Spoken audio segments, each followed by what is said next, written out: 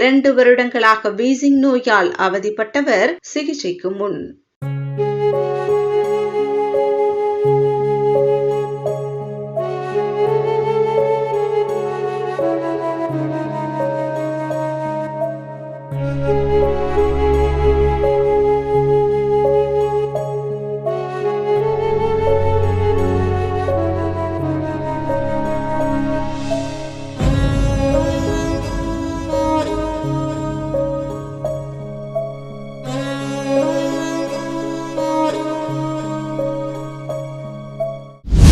இரண்டு வருடங்களாக வீசிங் நோயால் அவதிப்பட்டவர் 2 மாத சிகிச்சைக்கு பின்.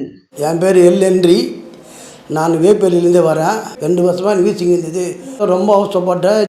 போட்டு மாத்திரை சாப்பிட்டேன். பீரியடில் பார்த்தேன், பம்ப் பண்ணேன், மூக்கில் புகை வச்சேன், எல்லாம் பண்ணேன். அப்போது வாரத்துக்கு 2 டைம் நான் ஊசி போடுவேன். ஊசி ரொம்ப கஷ்டப்பட்டேன். பனிக்காலத்தில் ரொம்ப கஷ்டப்படும். லோக்கல் சளி வரும். ஆஃபீஸ் எல்லாம் திட்டுவாங்க, என்னையா பாப்பா லோக்கல் இருமுன்னு. வாரம் ரூபா 1000 செலவு பண்ணுவேன்.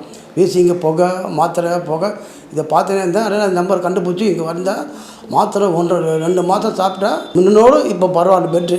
அப்போல்லாம் நான் தயிர் சாப்பாடு சாப்பிட்டா உடனே வீசிங்க வந்துடும். இப்போ தயிர் சாப்பாடு சாப்பிட்றோம், மோடு சாப்பிட்றோம்.